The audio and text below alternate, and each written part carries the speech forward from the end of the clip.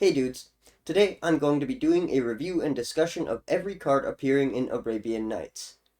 You may have seen my review of ABU, and if so, you know I approached that review through the lens of a draft environment. I also made a video explaining different ways to achieve a draft of beta with proxies, if that's an experience you would like to try and emulate. Arabian Nights is a little different because I'm not certain that this set was ever really designed as a standalone set, which is odd because they were originally going to use different backs for the cards. But as we go through the set, there are cards that just don't do anything in a draft of strictly Arabian Nights cards. Cards like Ali Baba, who taps a wall when there isn't a single wall in the set. Based on the designs within this set, it's likely that it was always meant as supplemental, which puts me into an awkward situation when determining how exactly to rate these cards. So I'll be rating these cards based on how they interact with ABU and giving side notes on how they would function if you were to try to draft this set on its own. Before I get into each card, I'll also give an explanation of how the pack autonomy works, so you could recreate a draft of this set if you wish to. It would be a novel experience for sure, but some of the cards are going to be real garbage if you decide to rig this up as a draft.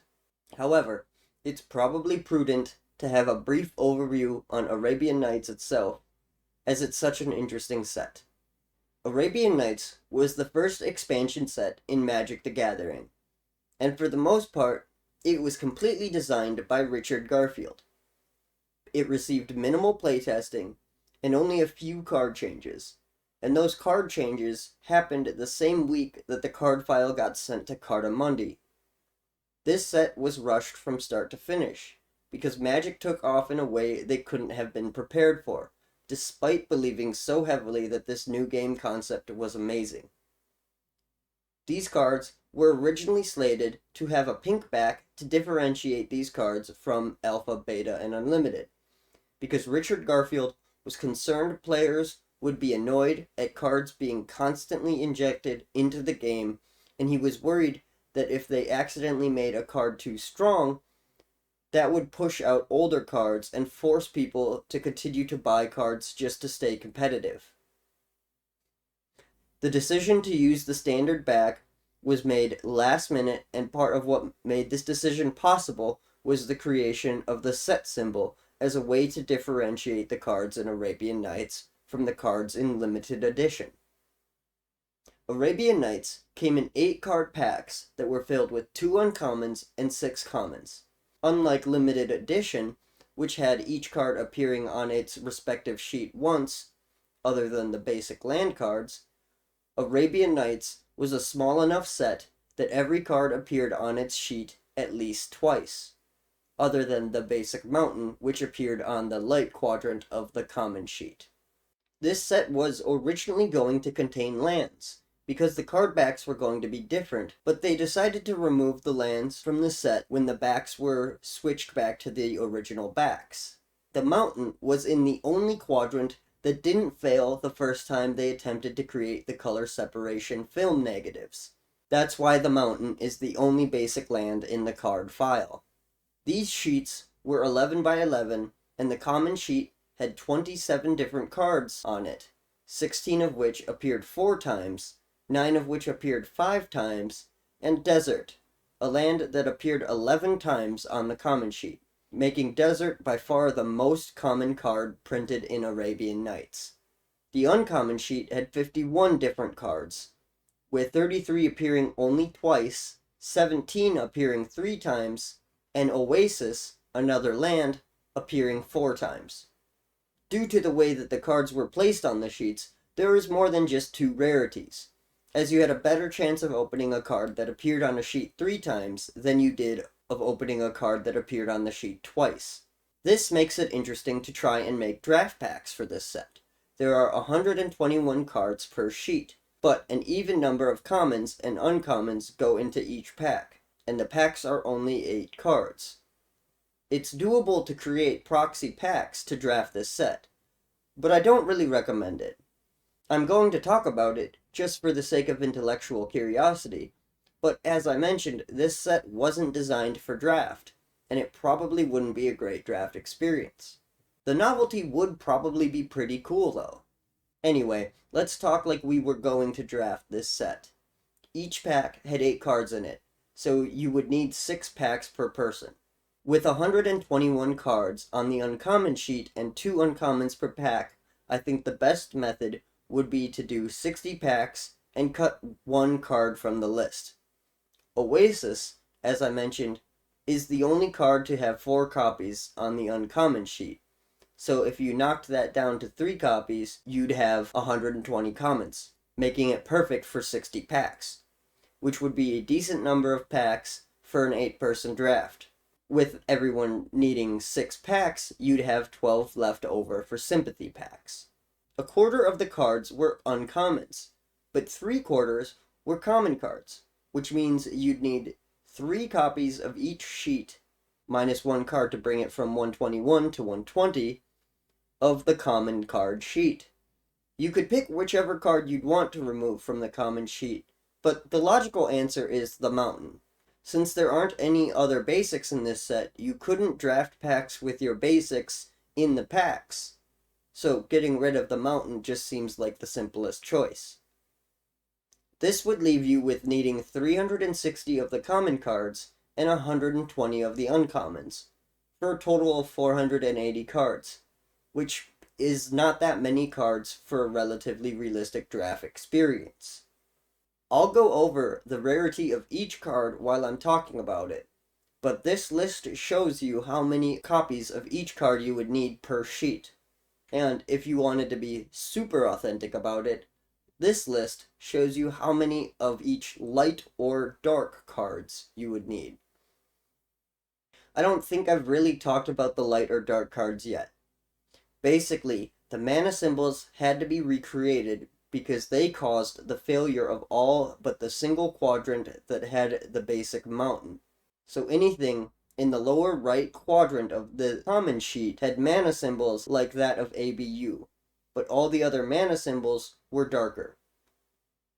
Light cards referred to the cards in this particular quadrant, whereas dark cards refer to the rest of the common sheet, and I guess the uncommon sheet, but there is no light version of any of those cards.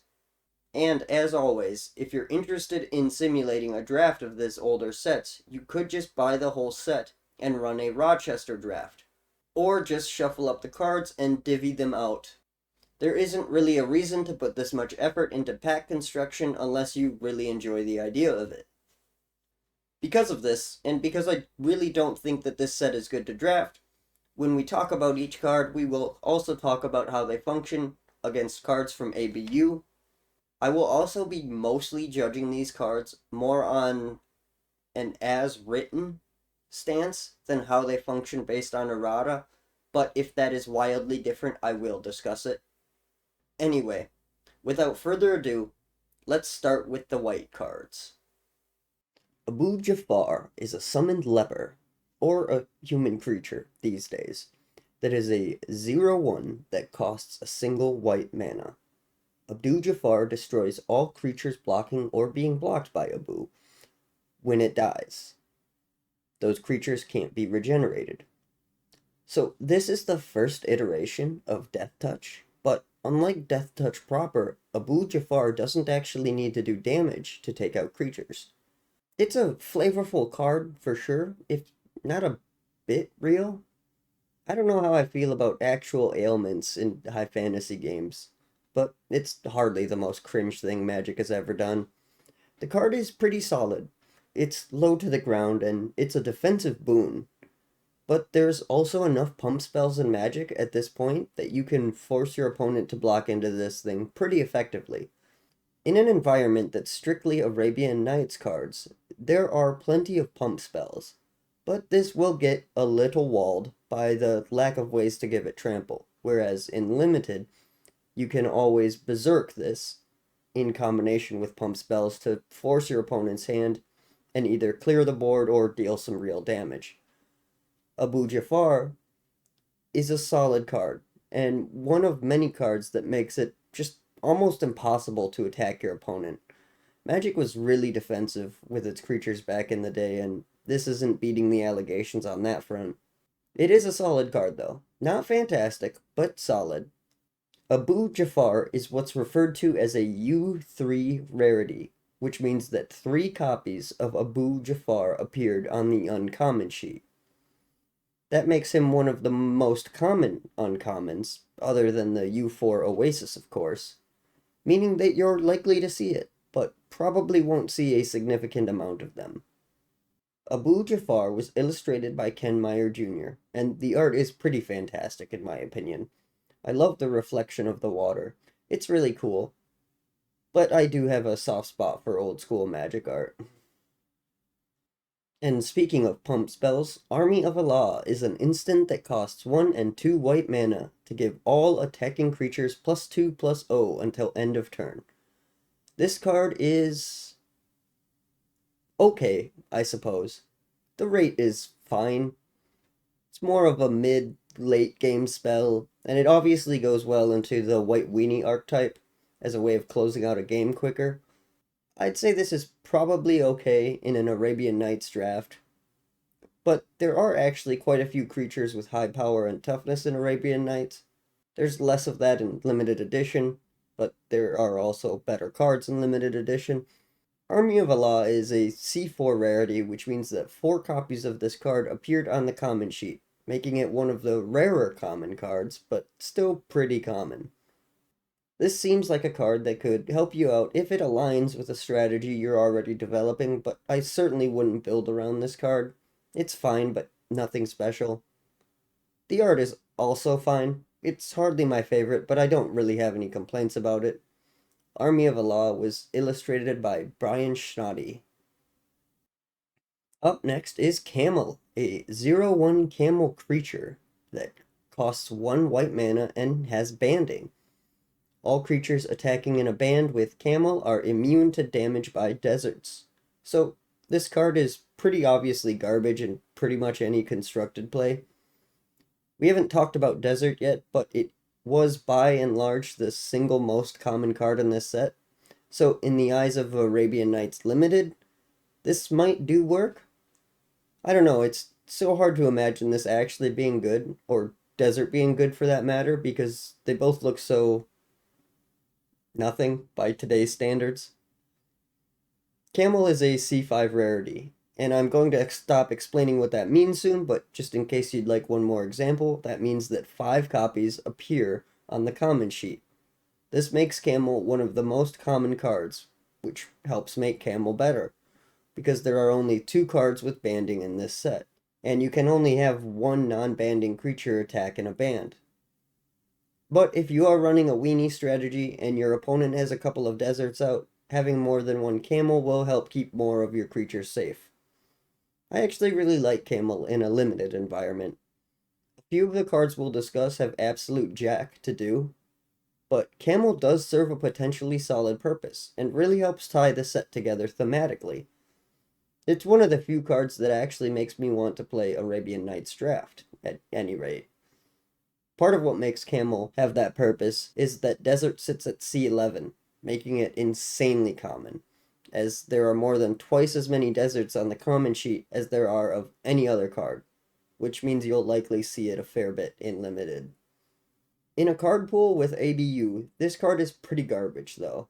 Unless you know someone is for sure playing with deserts and that screws you over, but I don't really think that's likely to happen.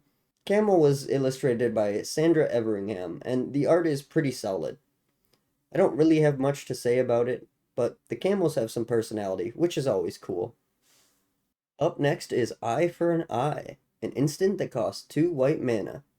This spell basically says that if you take damage from a single source, Eye for an Eye deals damage to the controller of that source equal to the damage that source dealt to you. It's pretty wordy for what is a fairly simple spell, and the card is pretty good. It's certainly not great because your opponent needs to cooperate with you to some extent. That's not likely to be an issue because 99.99% of all win conditions at this point in the game are damage based. I can't even think of an alternative win con that exists in ABU off the top of my head. Obviously, a player can get decked out, but that wasn't really considered to be an alternative strategy at this point, as much as it was seen as a safety valve to keep the game from being perpetual. The rate on Eye for an Eye is pretty good too, and it keeps the game at parity, which can be to your advantage if you plan around that. It's a decent card, and if your opponent isn't expecting it, it can certainly cause some frustrations to their game plan, but it does sit in that awkward place of being a nice to have instead of an actual win condition or removal. At the end of the day, it doesn't really slow your opponents down, and while it can help speed up your path to beating your opponent, it doesn't really do that on its own, and can often be a dead card otherwise. Eye for an Eye is a U3 rarity, making it fairly common, but not excessively so by any means. It was illustrated by Mark Poole, and while it's not one of my favorite Poole pieces, it is pretty solid. I do like the detailing on the rough-pounded scimitar blade. Then we have Jihad, which is an enchantment that costs 3 white mana. Jihad has you choose a color, and as long as target opponent controls a non-token permanent of the chosen color, white creatures get +2/+1, and Jihad must be discarded if that opponent no longer has any non-token permanents of that color. So this card is pretty loaded with connotations, and I don't really have the cultural sensitivity training to be able to speak on this without making an ass myself, but hey, I'm gonna try my best. So the common consensus is that this card is a race war card. And I definitely understand why people think that, but I do think it's probably more accurate to say it's a culture war card. The colors of Magic don't correlate to skin color at all, being philosophies and not races. But man, you do put a lot of baggage on a card by targeting a color and giving all white creatures a benefit when that color exists. There are also religious implications as well, but I'm not really versed enough in the religions or cultures surrounding the word jihad to be an authority on the subject. I don't know. This card is pretty fucked up. I don't think it was made with the intention of being racist or offensive, but it sure is putting in overtime.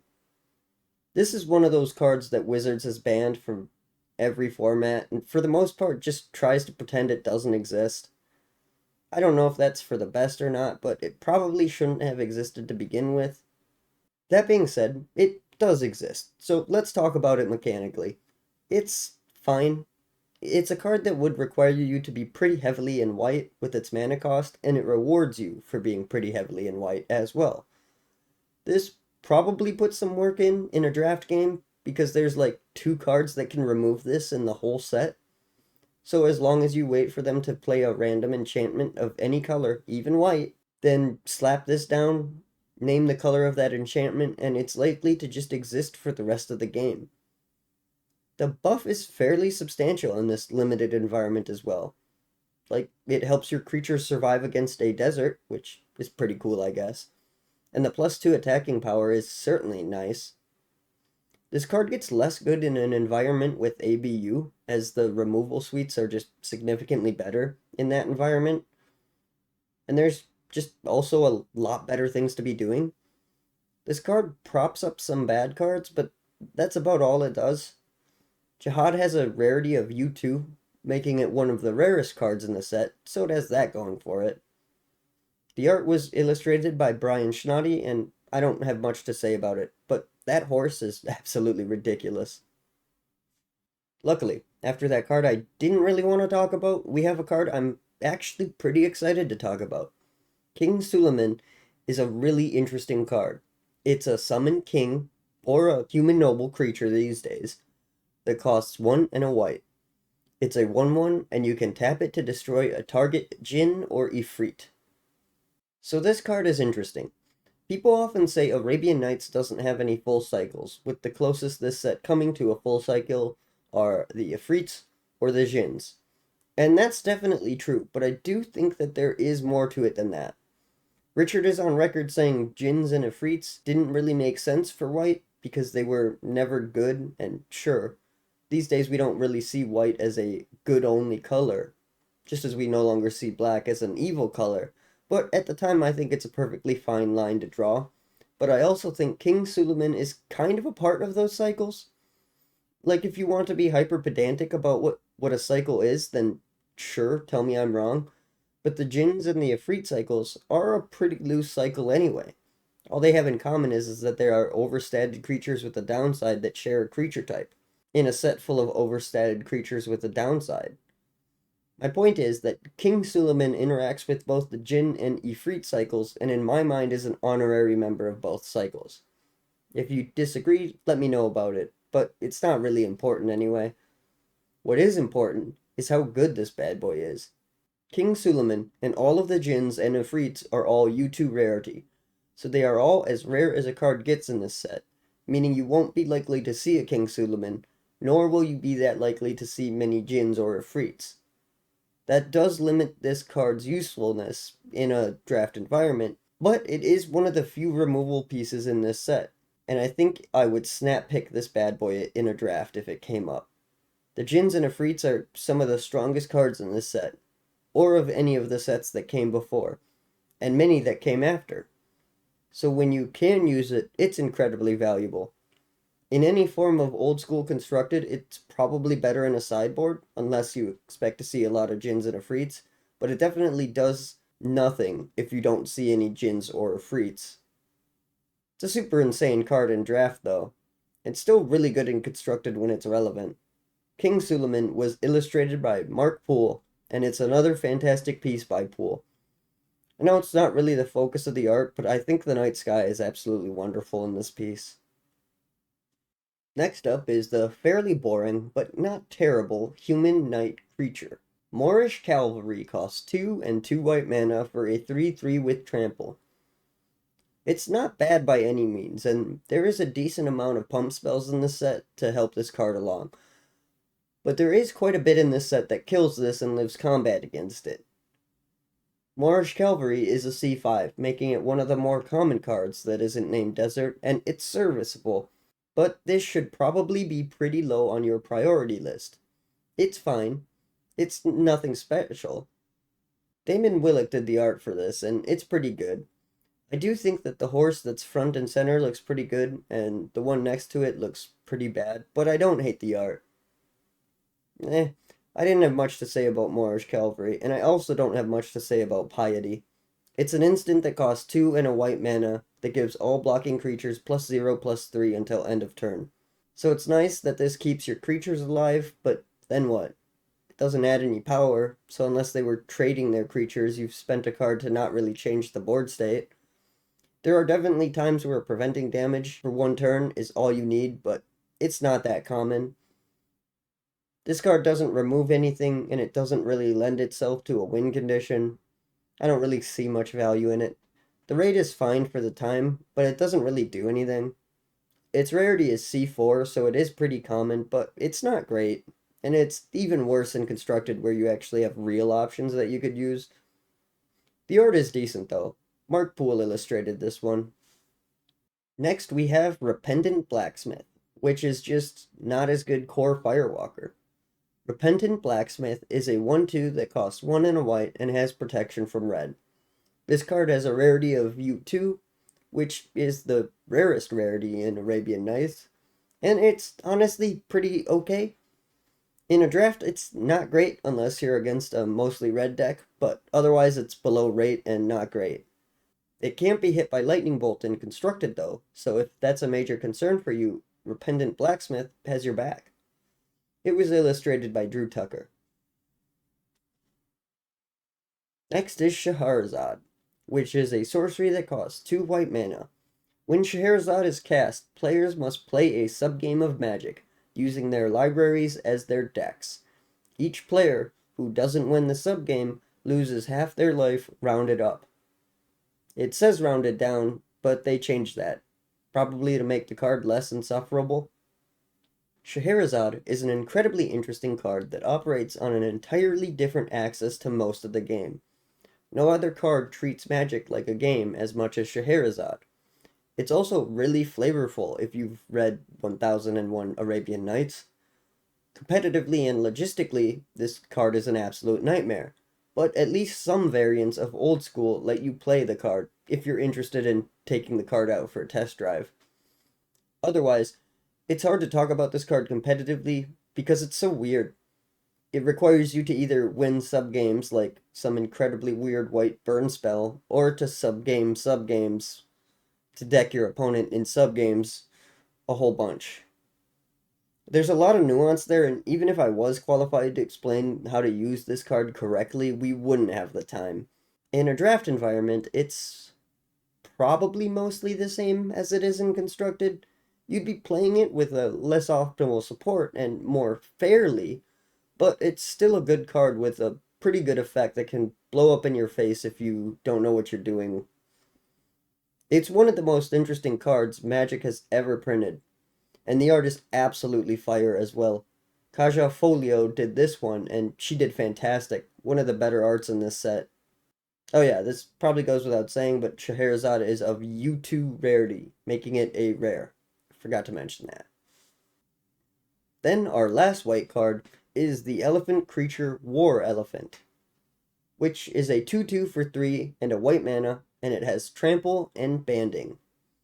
This is pretty decent if you have the pieces to support it.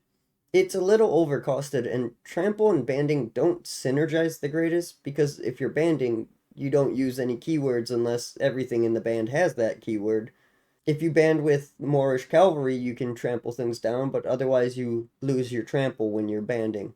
This might not be the end of the world for you, because banding is way better on defense anyway, but it is something to be aware of. Another interesting thing to point out is that Moorish Cavalry and War Elephant are the only creatures in this set with trample, meaning this might be the only set WotC ever put out where trample was exclusively in white. I don't know for sure if that's true, but I'd be surprised to find out it's not. But yeah, War Elephant. It's just okay. It's a creature, which is nice because it gives you board presence, and there isn't a bunch of removal going around in this set, but it's hardly a powerful or good card. It will show up a decent amount though, being a C4 rarity. The art was done by Christian Bishop, and I don't really have an opinion on this piece. It's an elephant, and it's well done. But that's it for the white cards in Arabian Nights. So let's talk about the blue cards next. We're starting with a fish. This is Dandan, a 4/1 that only costs 2 blue mana. That's a pretty insane stat line, but naturally it does have a downside. Dandan has what's commonly known as Island Home these days. You can't attack with Dandan unless your opponent controls an island, and at any point you don't control any islands, Dandan must be sacrificed. Lore-wise, this makes sense. He's a fish, so he needs water. From a gameplay standpoint, this puts this big fish in a rough spot. If your opponent isn't playing blue, you'll never be able to attack with this fish, but you can still defend as a non-flying blocker. It'll kill anything you block, but it will also get destroyed in the process. There are a lot of creatures in this set with less than 4 toughness that have a higher mana value than Dandan, so even at its worst, this fish can still value trade. It's a pretty common card too, being a C4, so you are likely to see a few of them, and it is pretty good. If you're playing blue, this fish is fine, but it's not particularly great by any stretch. Dandan was illustrated by Drew Tucker, and I do really love this art. The depth is chilling, and it's one of those Magic cards that make me feel like I'm there. It's not often I'm terrified of a fish, but I would not want to look off the edge of a boat and see this. I also don't know if anyone has ever played this card in Constructed, but I feel like it's probably not a good idea. Maybe if you're playing some weird turn their lands into islands so you can play your Sea Serpents and Pirate Ships deck, in which case, yeah, this is a good low curve addition to that deck. Anyway, let's continue talking about fish by segueing into fish liver oil. So, fish liver oil is a creature enchantment, or an aura if you're new school, that costs 1 and a blue and gives enchanted creature island walk, which means it can't be blocked as long as defending player controls an island. This is another card that's at C4 rarity, and also it kind of sucks. It's good when it's good, I guess, but it won't often be good. At least it's only 1 blue mana pip, so you could splash it when you're not really deep into blue. then at least it would have a chance of working for you in draft because someone else would be in blue. And I guess you could run this in your weird turn their lands to islands so you can play your Sea Serpents and Pirate Ships deck if you feel like your life depended on running this card in some kind of constructed. But yeah, this card sucks. The art is pretty hilarious though. Fish liver oil was illustrated by Anson Maddox.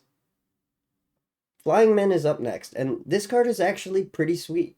For a single blue mana, you get a 1/1 flyer, and if you know anything about draft, it's probably that flyers win games. Flying Men is technically modern legal as well, if you feel like trolling a modern event for some reason. But let's talk about where this card is actually good. It's definitely good at getting early pressure in draft, and while there are cards that outclass this in constructed, it's still pretty solid there. There isn't really anything else like it in blue, at least not in the first few sets. Overall, this is a solid card, and you're likely to see a few of them, as Flying Men is a C5, making it as common as a card can be in Arabian Nights, as long as that card's name isn't Desert. The art is also really sweet on this bad boy. Flying Men was illustrated by the late great Christopher Rush. Our next blue creature is a big-ass tortoise. His name is Giant Tortoise. For 1 and a blue, this 1/1 creature also gets +3 when it's untapped, making it another defensive beast. Which is good, because if there's anything this game needed more of, it's big booties that you're disincentivized to attack with. Giant Tortoise is a C4 rarity, so it's pretty common, and it's fine. Like, you'd probably play this in draft, but you wouldn't really be happy about it. There really isn't anything interesting to say about it. The art is also fine, but far from my favorite. Giant Tortoise was illustrated by Kaja Folio. Oh boy, look out. It's Island Fish Jasconius. For only 4 and 3 blue, or 7 mana in total, you could be the proud owner of a 6/8 creature that can't attack unless your opponent has an island, and that can be killed by land destruction. That's such an insane deal that they had to nerf this thing by making you pay 3 blue mana during your upkeep. Otherwise, Island Fish won't untap. Thanks for keeping us honest, Watsy. Joking aside, this might be the worst card in the set, but luckily it's as rare as a card gets in this set, having a rarity of U2. I don't really know what else to say about this thing. Probably don't play it.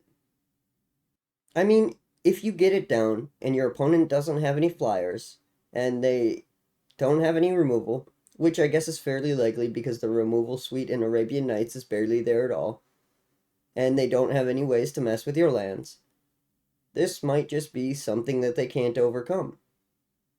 Then you guys just need to wait until someone gets decked. The art is actually pretty sweet, and this was illustrated by Jesper Mirafers, whose name I mispronounced through my last video. So, that's awkward. Sorry, Jesper. I didn't mean to. I think you're really talented if that makes up for it at all. Up next is Merchant Ship, a 0/2 ship that costs a single blue mana. When Merchant Ship attacks and isn't blocked, you gain 2 life. Also, it can't attack unless your opponent has an island, and if you don't have any islands, then Merchant Ship is destroyed. This is a fairly uncommon card, having a rarity of U3, and it also kinda sucks. But it is really flavorful, and has some potential of doing something sometimes? I don't know. It's a sweet card, but it does suck. The art is pretty cool, but there's something about the perspective that feels off to me. Tom Warnerstrand illustrated Merchant Ship. Oh, hey, look, it's a card that, actually saw some tournament play and was actually part of the deck list that won the 1994 World Championship. Zach Dolan ran a white, blue, green prison-style deck list that included 2 copies of Old Man of the Sea. So that's pretty cool. Anyway, let's talk about the card. Old Man of the Sea is now a Jin? Yo, it's garbage against King Suleiman now. Before it was a Merid. Anyway, for 1 generic and 2 blue mana, you can have a 2/3 creature that steals a creature with power less than or equal to Old Man of the Sea. But if Old Man of the Sea becomes untapped, you lose control of that creature. And you can choose not to untap Old Man of the Sea, obviously. So this card is pretty good. It's overshadowed pretty hard these days, but it was pretty good for a while. It's also as rare as a card gets, being a U2 rarity, so you aren't going to see it super often. In draft, this is really good, as you can target 30 of the creatures in this set, which means there are only 12 creatures you can't swipe with Old Man of the Sea. And most of the big creatures are uncommon, so you are more likely to see things that you can hit than to see things that you can't hit. And some of the creatures you can steal in this set with low power are pretty useful. Ali from Cairo is a card we'll talk about later, but you can definitely take that. In Constructed, I feel like there are usually better options, but it's definitely not the worst card you could be using. Old Man of the Sea was illustrated by Susan Van Camp, who's an artist I haven't ever talked about, as this was her first set. I like the art. I find it funny, which is a vibe I very much enjoy. Next up is the certified banger, Serendib Jinn. For 2 and 2 blue mana, you get a 5/6 with flying, which is an insane rate for the time. Obviously, early Magic never gave us anything good without a cost, so at the beginning of your upkeep, you must sacrifice a land. If that land is an island, then Serendib Jinn deals 3 damage to you, and when you're out of lands, Serendib Jinn is sacrificed. So, this card reads like it sucks, but it kinda doesn't. Sacking a land every turn is brutal, but if you hit your opponent in the face with this 4 times, they are dead, assuming they have no life gain. It's a very playable card for sure, which should make it no surprise that it's a U2 rarity. You do have to be cautious about when you deploy this, as if it starts going wrong, it'll go really wrong, but this card will definitely help you win games if you let it. It's pretty strong and constructed as well, but you do need to be really cautious of land destruction, and frankly, there are better creatures that are less likely to blow up in your face. Like the next one we're going to talk about. But before we can shift over, I need to tell you that Anson Maddox illustrated this piece, and it's pretty awesome. There's a lot going on in this piece, and it's so cool for it. Serendib Ifrit is a much better card. For only 2 generic and a single blue mana, you get a 3/4 flyer. Now, it's true, this Ifrit isn't as big as the Jinn, but at upkeep, you just take a damage instead of sacking a land, and you also don't lose this creature when your lands are gone. This is just a really efficient creature that's pretty cheap to cast, so it's not surprising it's also a U2. This is definitely the best blue creature in the set, and the art is really awesome as well. Anson Maddox also illustrated this piece. Next up is Sinbad, a U3 rarity 1/1 creature card that costs 1 and a blue and has the ability to tap and draw a card. However, if that card is not a land card, you must discard that card. So, this effect would have some applications these days, but back then, especially in Limited, there wasn't really any way to capitalize off this. There's a little bit of graveyard payoff in ABU, but not much of it, and that payoff is not really strong enough to build a deck around. I'm sure there are ways to use this creatively, but a lot has to go right, and even if it does, I don't think this would feel like you ever did something that was worth more than the sum of its parts. The card is fine, but I'm pretty sure this is the type of limited that comes down to decking a lot of the time. So yeah, not really a fan of this one. The art is okay though. Julie Barrow illustrated this piece. But our last blue card to talk about is actually pretty interesting, and at least based on the old posts I've sifted through, a relatively beloved and played card. For a single blue mana, this aura gives enchanted creature +3/+3. During your upkeep, you put a -1/-1 counter on the creature. So this is a pretty flavorful and cool card. The idea being that you get a burst of power, but it will eventually kill the creature, and the creature will get weaker and weaker each turn. Very flavorful.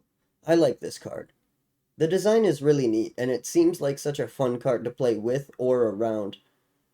I don't know that I'd make it blue, but I guess I don't hate it being blue either. It's not really what I would call a good card, but it's certainly good enough for limited, where it's likely to show up as a C5, and I wouldn't laugh at anyone running this in constructed either. It's good enough to help you win, but it's not a strong card. I do really like the art though. Unstable Mutation was illustrated by Douglas Schuler, and it's such a cool piece. That nose and those eyes give such a sinister aura. I love it. We are on to the black cards, and we're starting with Kumbhaj Witches, which these days is a creature type human wizard. But are they? The teeth and the white one has 6 fingers on her hand. Hey, I guess it's fine. And the new art does make them look more human. Isn't a big deal. It just threw me off when I looked at the errata. Anyway, for 2 black mana, you get yourself a 1/3 creature with a tap ability. Kumbhaj Witches deals 1 damage to any target and 1 damage to any target of an opponent's choice. So this is a neat card. In 1 versus 1, this is one of the cards that kind of add a game within the game. Generally, with cards like this, your opponent is going to make whatever choice benefits them the most, but you can predict that wrong since you don't know what they have in their hand. But what's really cool about this card is that you can set up your board state into a way where you don't have any targets that really suck for you. Then you'll just take one to the face. There's a lot going on with this card, and that makes it really fun. It's not a complicated card to play with, and I could talk about everything you should think of when using it, but it's really not necessary. This card is insanely intuitive, but it does have a pretty large ability to affect the game in unforeseen ways. It's good in limited, and it's decent in constructed. It is really fun in Commander, if that's your jam. You will see it a lot in limited, though. It is a C4. Kaja Folio illustrated this, and I do really like this piece, but the white one having 6 fingers is really making me curious. I'm not against it, I just don't understand it. Oh well, it's not that big of a deal. Up next is El Hajjaj, a 1/1 human wizard that costs 1 and 2 black mana. El Hajjaj was the prototype to lifelink, as you gain 1 life for every point of damage that El Hajjaj inflicts. This card is pretty sweet. There is a decent amount of pump in this set, so you can get more out of it, and it is a beloved design. Life gain strategies appeal to a large number of Magic players, and this card started it all. It's a decent card, but it is probably one of the weaker cards in this set, excluding the ones that are just bad, that is. I don't really have much to say about this card, though. It's just a 1/1 lifelinker. It's also rare, being a U2. It was illustrated by Damon Willick. Up next is Urg Raiders, a 2/3 that costs 1 and a black. Super above rate, which means there is a downside. If you don't attack with Urg Raiders at the end of the turn, Urg Raiders deals 2 damage to you, except for the turn it was summoned. That's a really flavorful card. I love the idea of summoning these bloodthirsty raiders that will get their blood shed one way or the other. This card is above rate, and being a 2/3 makes it pretty survivable in a limited environment. But I do think this falls off pretty hard in constructed. A 2/3 with no keywords isn't particularly good, and even in limited past the first few turns, this will struggle to get damage through with how defensive a lot of the creatures are at this point in the game. Urg Raiders is also a card you will see a decent amount of, though, being a C5 rarity. The art is also really cool. I love the sky in this art. Damon Willick also did this piece. And next is a card actually worth talking about. Guardian Beast is probably one of the coolest cards in this whole set. It has a really unique and useful effect. The art is fantastic and haunting, and it's just a sweet card. In the earliest days of the game, people would combo their Guardian Beast and Chaos Orb to get infinite uses of their Chaos Orb. But if you followed the rule summaries that WotC made, this was an illegal play by the 22nd of February 1994. But that's enough gushing. Let's talk about this little guy. For 3 and a black mana, you get a 2/4 creature, and as long as Guardian Beast is untapped, non-creature artifacts you control can't be enchanted, destroyed, or taken under someone else's control. That's a pretty solid effect. I would hesitate to say that this is likely to do much for you in Limited. There are 12 non-creature artifacts in Arabian Nights, but for Guardian Beast the number is actually 11, and we'll get to that later. But the real note of concern is, how are they going to deal with your artifacts? Have we talked about a single way to deal with artifacts at all? We're roughly halfway through this set, and we haven't talked about how a person would remove an artifact. It's possible. But there is only one card in this entire set, and it's a U3, so not a super likely to appear card that can deal with artifacts. And if you know what card I'm talking about, kudos, but we'll talk about it when we get there. It's in green. Red can't do jack about artifacts in this set. My point is, the Guardian Beast is an awesome card, but it doesn't do anything if you decide to struggle through some limited Arabian Nights games. It is a U2 rarity, so you aren't too likely to see one, but realistically, this is a card that's better served in Constructed Old School. Ken Meyer Jr. illustrated this piece, and I really enjoy the art. Every detail on this card is just so cool to me. Next up is Better Urgrators, also known as Hasran Ogress. It's a 3/2 that costs 2 black mana, and when you attack with it, you have to pay 2 generic mana or Hasran Ogress lightning bolts you. You'll see this card a lot as well since it's a C5 rarity, but that's not really a problem, as this card is actually pretty good.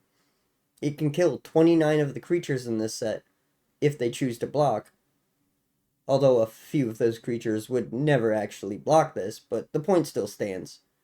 Serendib Ifrit is pretty much the only thing that comes down almost as early that can wall Hasran Ogress. Everything else she'll either kill or trade with. So I think this is a pretty solid card for early game pressure, especially given how likely you are to see a Serendib Ifrit, which is not likely, as someone might have one, but having 2 would be pretty difficult, meaning even if they did have one, they might not draw it early. This is a solid card in Limited. I am less impressed by it in Constructed, as you have significantly better options if you want early game pressure. Hasran Ogress was illustrated by Dan Fraser, and this piece is pretty sweet. The details are well done. I especially like the shading on the lips, and the sheen of the lipstick really adds to the vibe of this card. Next up is Junoon Ifrit, a 3/3 flying creature that costs 1 and 2 black mana. You need to pay 2 black mana at your upkeep, or you sacrifice Junoon Ifrit. This is one of the less impressive Ifrits in my mind. It's not horrible by any stretch, but the consistent mana investment isn't the most ideal downside to have. The rate is pretty awesome, and I'd probably grab this if I saw it, because it's pretty dang good and limited, but it does lose to most of the other Ifrits. Like all the other Ifrits, this one is a U2 rarity. Junoon Ifrit was illustrated by Christopher Rush, and I like the art. It's far from my favorite Christopher Rush piece, but it's still pretty sweet. Juzam Jin is the best creature in this set. A 5/5 for 4 mana is absolutely bonkers. With a casting cost of 2 and 2 black mana, this monster comes down early for how powerful it is. Juzam has of course fallen off in modern times. Every creature we'll talk about for a long time has fallen off, long before Fire Design knocked off all the creatures that knocked off all of these creatures. But man, this was powerful at the time. Juzam Jin does deal a damage to you at your upkeep, but that is a small price to pay. This thing is as great in Constructed as it is in Limited, and I would snap grab this bad boy any day of the week. Like the rest of the Jins, Juzam is a U2 rarity, but Juzam is also the best of the Jins. And that art is so iconic for this piece. I could gush about this art all day, but you all know how great this art is. They used it a lot for a long time. Mark Teeden illustrated this piece, and it's so cool. It might be my favorite Teeden piece. Well, I say that, but he has so many iconic pieces that I love. This one is up there, though. Cabal Ghoul is next, and it's a 1/1 creature that costs 2 and a black mana. Along with this meager body comes the ability to enhance it with the death of other creatures. At each end step, Cabal Ghoul gets a +1/+1 counter for each creature that died this turn. This seems like a lot of setup for not much payoff in Constructed, but you'd probably run this along Nether Shadow if you were trying to make a Graveyard Death deck work. And I don't hate this card in that kind of list, but I do think it has a better chance of living long enough to be useful in Limited. This is the type of card you'd cast and just have it hang out while you war it out and hope that you can get it powerful. It certainly has potential, but you aren't super likely to see one as it's a U3 rarity. It'll be around, but there won't be many of them. Yeah, it's just alright. It's a fine card, but not broken or anything. It would probably prove useful once in a while, but I doubt this card will be helping you win all your games. Douglas Schuler illustrated Cabal Ghoul, and this piece is pretty solid. I like the attitude in the ghoul. Holy shit, it's a removal spell. One that's like, still playable. At least in Pauper. I don't know if it sees play anywhere else, but it is a pretty sweet card. So Oubliette costs 1 and 2 black mana, and when it's cast, the creature you target is removed from the game with all counters and enchantments still attached, but also considered out of play. These days, the rules view this as phasing, which is a cool way to modernize it, but it is a bit of a flavor fail. When Oubliette leaves play, the creature along with all its stuff comes back. So yeah, this is removal, and it's pretty sick. I'm pretty sure there's only one card in this set that can actually deal with Oubliette, so it's more permanent removal than you'd think it is. At least in Limited. I can't think of a reason you'd play this in Old School over more efficient options, but there might be a reason this is worth playing. It's super hype in Limited though. Not only is it removal, but it's also at a C4 rarity, which is a godsend. Douglas Schuler illustrated Oubliette, and I dig this art as well. It's not nearly my favorite piece, but I do really like it. Sorceress Queen costs 1 and 2 black, and has a power and toughness of 1. You can tap Sorceress Queen to make target creature other than Sorceress Queen have a base power and toughness of 0-2 until end of turn. This card is pretty sick. It's not really removal, but it does a great job of removing a problem for you, at least temporarily, unless you're smart with it. Sorceress Queen has a rarity of U3, so it's more common than many of the uncommons, but it's still not super likely to show up often. This is a hard card to work through though, as it's going to hurt attacking into a board with an untapped Sorceress Queen. This card is also pretty solid in Constructed, but it's brutal in Limited. The art is really something else as well. The dark grays, blacks, reds, and oranges really make this art something awesome. This was illustrated by Kaja Folio. Oh boy. Up next is Stone Throwing Devils, a card that's named after a slur for Palestinians. I don't know what to say about this one. Richard Garfield clearly didn't know it was a slur when he made the card, and he certainly didn't mean any harm by it, but this is why it's really smart to have some sort of cultural supervisor, someone who can in good faith catch things like this and prevent them. I don't know. The card's not particularly good anyway. First Strike is pretty nice, but this still loses out to a lot. I think it's perfectly fine to have and play with this card. It's not like playing with this card is an act of agreeing or condemning the use of a slur that 99% of the people that play Magic didn't even know existed. Just be kind to each other, you know? Either way, the card is fine, good low end, a 1-1 with a keyword is solid, but I'd honestly prefer flying. When you're drafting, you'll see a decent amount of this card as it's a C4 rarity. It was illustrated by Ken Meyer Jr., and the illustration is pretty sweet. It goes a long way to help distance this card from the usage of stone-throwing devils that is an actual derogatory term for humans of a certain race and culture. So, that's pretty cool. Let's move on to the red cards. First up is Aladdin, a 1-1 human rogue that costs 2 and 2 red mana. You can pay 1 and 2 red and tap Aladdin to gain control of an artifact until you lose control of Aladdin. So this card is decent, but it is rather limited in a limited environment. For one, there aren't really any artifacts that are all that impressive in this set, and for another, the lowest rarity of an artifact in this set is U3. So you aren't too likely to run into many or any impactful artifacts in a limited game. Aladdin is also limited in Constructed by the fact that you can't really rely on your opponent playing artifacts. I do think it's likely to be better in constructed because there are some real artifacts that can be a real problem, but it's still more of a sideboard card, I think. Pretty sure I would pass this up in a draft, and I don't think I've ever brewed a deck that I thought would be better with Aladdin. It is a flavorful design, though. I do really like it. The art is interesting, too. A lot of people don't know that Aladdin wasn't part of the original 1001 Arabian Nights.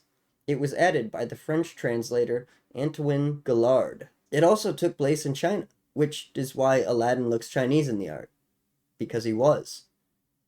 Julie Barrow illustrated this, and I don't have much of an opinion on this piece. It's fine. I just don't have as strong feelings on it either way. Oh yeah, Aladdin is a U2 rarity. Next up is Alibaba, a 1/1 that costs a single red mana. Alibaba has an activated ability that costs a red mana and allows you to tap a wall.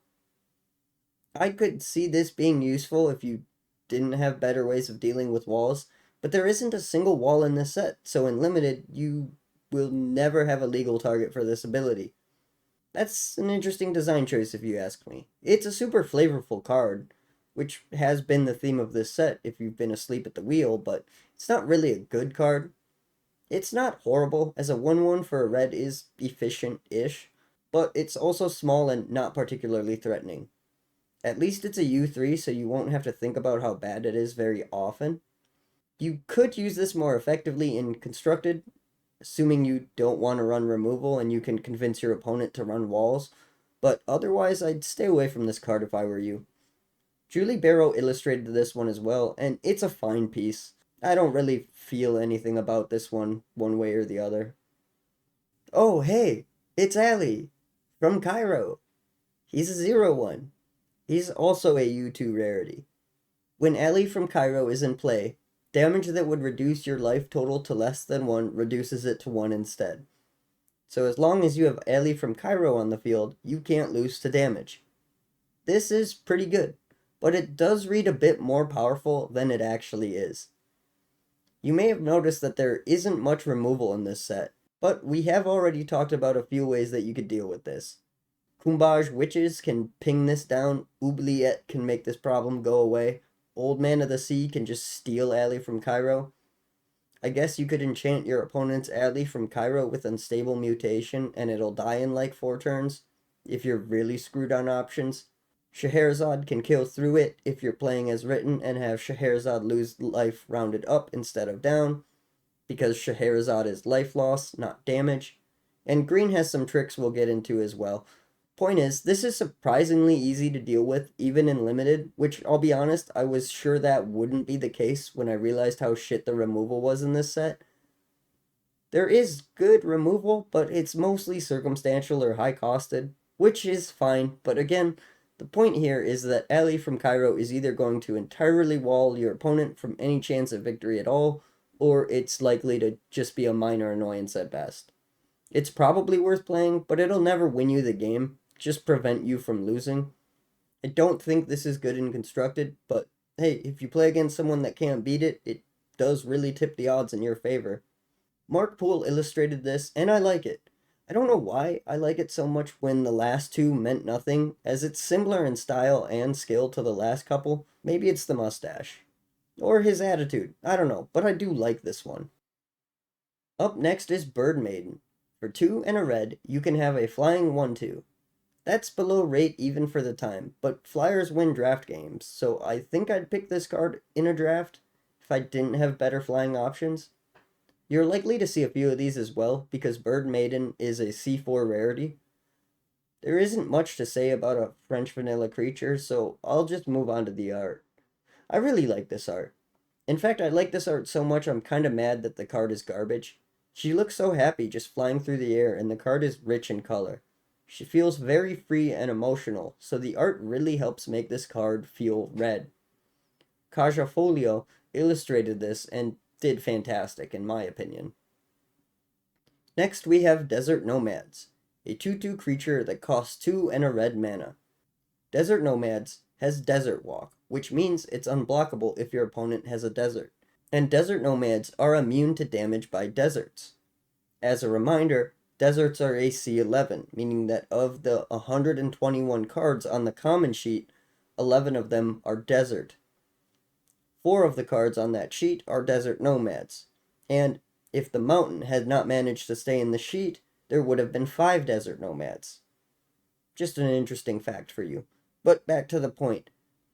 There are a lot of deserts in these packs, so naturally you'd be likely to run into them quite often, especially since they're a fairly useful land anyway. Desert nomads play into that really well, being unblockable and being unable to be targeted. A card like this falls off hard for constructed. I can't imagine you'll ever find yourself in a constructed game where any of this comes up, but hey, if your meta has a bunch of deserts, maybe run these? Otherwise, don't. Without desert around, this card sucks. I do think it is pretty solid and limited though. Desert Nomads was illustrated by the late great Christopher Rush, and I really enjoy this piece. The details are awesome and the shading is so sweet. I really like the heavy contrast. Her Jackal is a 1/1 that costs a single red, and you can tap Her Jackal to prevent a creature from regenerating this turn. That's actually a pretty useful ability in some matchups, but you won't find any of those matchups in Limited because nothing in this card pool can regenerate. It's so wild how many red cards are straight garbage against Arabian Nights cards. Her Jackal is way better in Constructed, but you definitely need a reason to care. I don't think I'd run this in a burn deck, but if I was trying to punch face and getting Regenerate chumped, I could see this card being super useful in the sideboard. I wouldn't play it in a draft unless I had to, though. The art is pretty sweet, though. Drew Tucker illustrated this, and he has a pretty different style than most of the other artists, even during this time when Magic art was incredibly stylistic. It's definitely different, but I really appreciate that. Oh yeah, this card may suck in draft, but you will see it a lot. It's a C4 rarity. Oh my god, it's a real Magic card. Curd Ape is a 1/1 for 1 red mana, but it gains +1/+2 if you have a forest in play. So Curd Ape is really good in Constructed and was even banned in Extended at the creation of that format. If you've never heard of Extended, it was basically longer Standard, being the last 4 sets instead of the last 3. But we're not here to talk about formats, we're here to talk about Curd Ape. Curd Ape is good in Limited for being a C5 rarity, so it pops up often, but it's also low to the ground and about the best card for early aggro in the game at the time, not just in this set. It does shoehorn you into playing green anyway, but as we'll continue, you'll see that that's not really a bad thing. Overall, this is just a great card, and the art is phenomenal. Like, my brain constantly tricks me into thinking I'm looking at a photo of an ape instead of a painting. It's actually a little jarring sometimes. But regardless, Ken Mayer Jr. illustrated this, and he did spectacular. It's truly impressive how detailed it is. And the depth of view is just spot on. Magnetic Mountain is the only red card that's not a creature that we're going to be talking about today. It's also the only color hoser card that we're going to discuss. Magnetic Mountain is a U3 rarity, so it's not super likely to come up a bunch, but that's probably for the best. With only one card capable of removing enchantments in the whole set, you don't really want to be swimming in this card. It costs 1 and 2 red mana, and when it's in play, blue creatures don't untap during their controller's untap step. The controller may pay 4 generic mana per each blue creature to untap that creature. This is pretty crippling, and there are a couple of good blue creatures, so it's probably worth it to grab one of these if you're in red and either only slot it in against a blue player, or just accept the dead draw once in a while.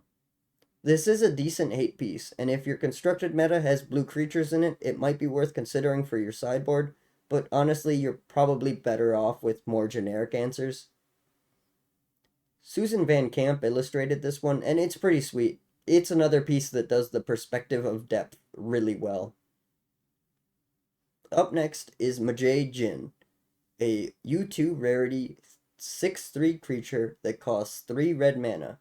And whenever Majay Jin attacks, you flip a coin, and if you lose the flip, Majay Jin is removed from combat, but still tapped. So a card like this is hard to rate, because if you win all your coin flips, this thing is awesome, but if you lose them all, it's not good. Anything with this level of variance is shaky at best.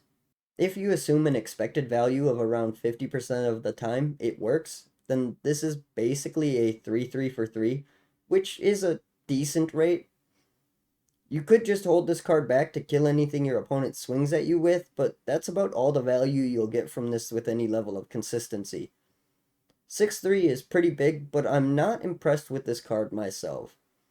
If you're a lucky person or just get a thrill from the flip, then by all means, this card can absolutely help you win. But it will bite you in the ass when you really rather it didn't. At least, that's my experience with coin flips. The art is really cool, though. Susan Van Camp illustrated this piece. Next up is Ruck Egg, a card that was written a bit too ambiguously for its own good. For 3 and a red, you get a 0/3 creature that would create a 4/4 red flying creature at the end of a turn when Ruck Egg went to the graveyard. How this card actually works is that it has to be sent to the graveyard from the battlefield, but that isn't what it says.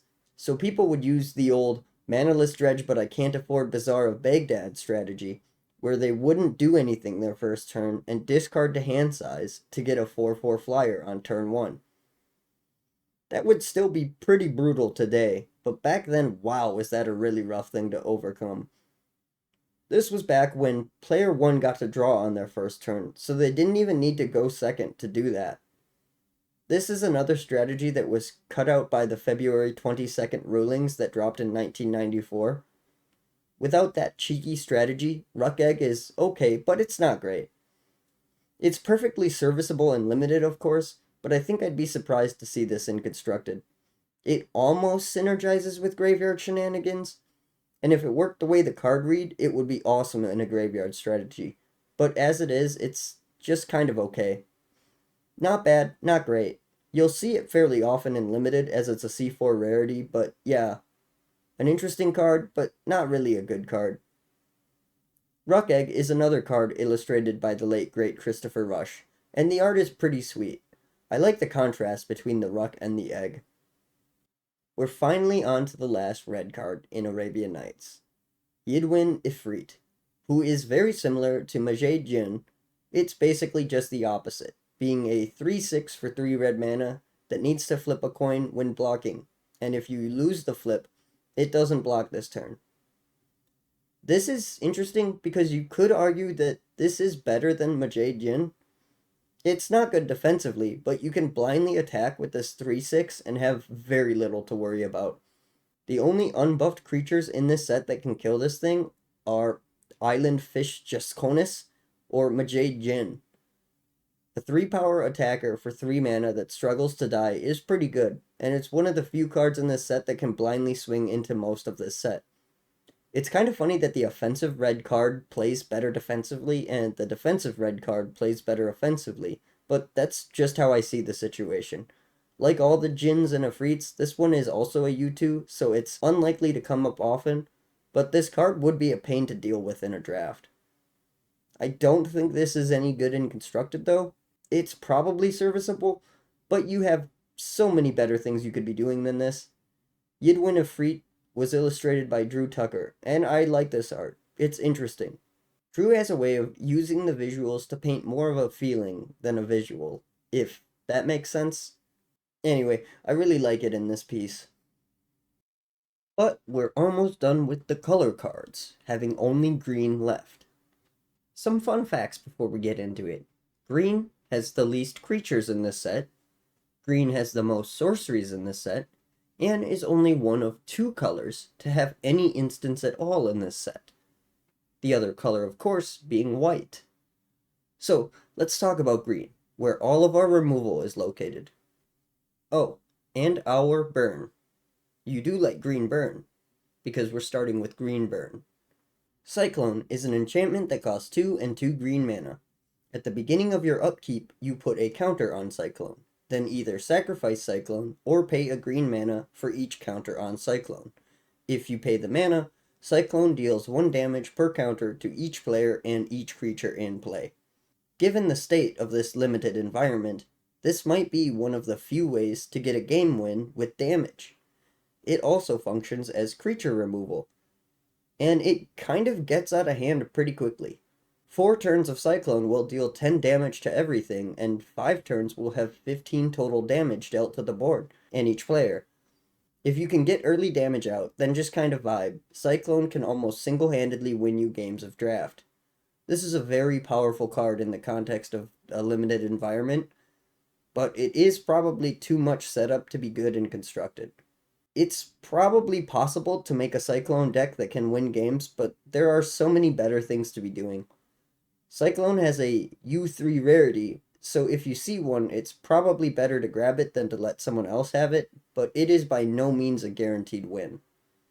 Cyclone was illustrated by Mark Teeden, and the art is fantastic. I really love the Eye of the Storm being visible in this piece.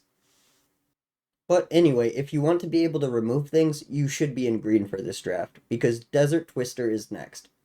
While this card is too overcosted to be much use in constructed, it's probably fine in draft considering it's either this or nothing. Desert Twister costs 4 and 2 green mana and it destroys target permanent.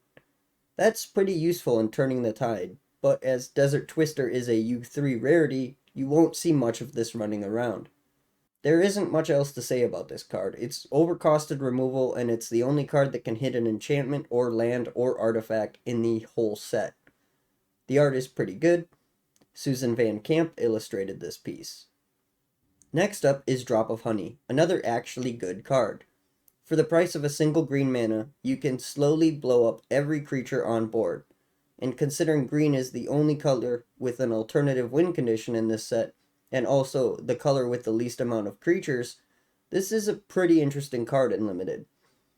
It's pretty insane in Constructed too, where you can build around it much more effectively. At the beginning of your upkeep, destroy the creature with the lowest power. It cannot be regenerated, and if 2 or more creatures are tied for the lowest power, you choose one of them. When there are no creatures on the battlefield, sacrifice Drop of Honey. This is a really good card, and I don't have much else to say about it. Drop of Honey was illustrated by Anson Maddox, and the art is pretty fucking sick on this bad boy. Next up is Urnam Jin, the second best Jin in the game. Urnam Jin costs 3 and a green and is a 4/5. The downside this Jin has is that during each of your upkeeps, one of your opponent's non-wall creatures of your choice gets Forest Walk until your next upkeep. That's a pretty manageable weakness, all things considered. This card is good in Limited, and it's also good in Constructed. It's just a well-statted creature for cheap with little downside. Like the rest of the Jins, it's a U2 rarity. This piece was illustrated by Ken Meyer Jr., and he did good with it. I really like this art. Next up is Gazban Ogre, a really interesting card. Gazban Ogre is a 2/2 that costs 1 green mana, and at the beginning of your upkeep, the player with the highest life total takes control of Gazban Ogre. So we are still on that overrated creature with a downside trend that takes up most of this set. Gazban Ogre has a rarity of C4, and I like this card in the context of this Limited, since there isn't really much burn, and the burn that is in this set comes down much later than this. But you really should only play this when you're pretty confident your opponent won't be able to chip you down. I don't think this has value in Constructed, but I've been wrong before, so if you play this with some success in Old School, that shows what I know. Gazban Ogre was illustrated by Jesper Mierfers, and he did fantastic, as he always does. And speaking of Jesper Mierfers doing fantastic work, he did this next piece as well. If Biff Ifrit is a card that didn't have a piece of artwork for it until like 6 hours before it was supposed to go to the printer. So Jesper drew this piece in Photoshop in a couple of hours. Dude is straight insane with his skill. This card is also interesting in that it's the first creature with an activated ability anyone could activate, assuming they had the green mana to do so. If Biff Ifrit deals 1 damage to each creature with flying and each player. Sure is a lot of green burn in this set. Oh yeah, If Biff Ifrit is a 3/3 with flying for 2 and 2 green mana. This Ifrit is middle of the road as far as power, but it's not bad by any means. In Limited, it's pretty decent and its ability is pretty awesome and can help facilitate mind games if you're both in green. I don't know that I'd play this in Constructed, but maybe other people do. I don't know that you'd be wrong to do it, but this card doesn't spark joy for the optimal builder in me. Metamorphosis is an interesting card. It's kind of a side grade to sacrifice. It costs 1 green mana, and you must sacrifice a creature to cast it. Add X mana of any one color, where X is the creature's mana value plus 1. Spend this mana only to cast creature spells. There might be some combo I'm unfamiliar with in old school that uses this, but there isn't much to do with it in Arabian Nights Limited other than playing it fair. It's fine, but it's not particularly impressive in Limited, unless I'm missing something. Metamorphosis is a C4 rarity, so this card is bound to come up, but I'm really not sure what you would even do with it. Oh well. This is another piece by the late great Christopher Rush, and this piece is fantastic. I really like it. It's unsettling in all the right ways. Next up is Naf's Asp, a 5C rarity 1/1 creature that costs 1 mana. When Naf's Asp deals damage to a player, that player loses 1 life at the beginning of their next draw step, unless they pay 1 before that draw step. This is pretty good. It's just a 1/1 cheap creature, but if it gets in, it either does 2 damage or it taxes your opponent, and both of those are good options for you. I don't know why you'd play this in Constructed, but I wouldn't be as shocked to see it as some of the other cards we talked about, and it's perfectly serviceable in Limited. Christopher Rush also drew this snake, and the art on this one is great too. Up next is the reason to not even bother running 1/1s in this limited environment. Sandstorm is a C4 rarity, and for 1 green mana, it deals 1 damage to each attacking creature. This instant is just another nail in the coffin of trying to threaten your opponent's life total. Green might be the best color in this set, because other than some really awesome big creatures, most of this set just falls over, gets a nosebleed, and dies. This is a useful card to be running. It's cheap enough and rare enough that you can always cast 2 or 3 copies of it in one turn, and you might even see that many in a draft with how common this thing is. It wouldn't be my first pick in the set, but it's solid. It's also probably fine and constructed in a sideboard if you're playing against a decent number of weenie decks. This was illustrated by Brian Schnotty, and he did a great job with this one. Super detailed, and I can almost feel this picture.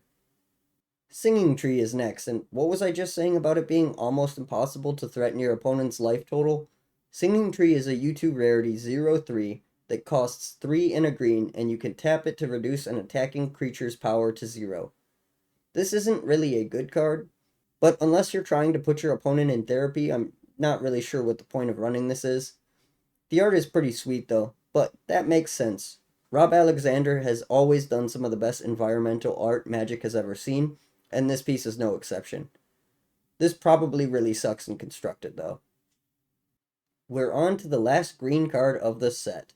Woolly Wolf is a C5 rarity 1/1 creature that costs 1 and a green.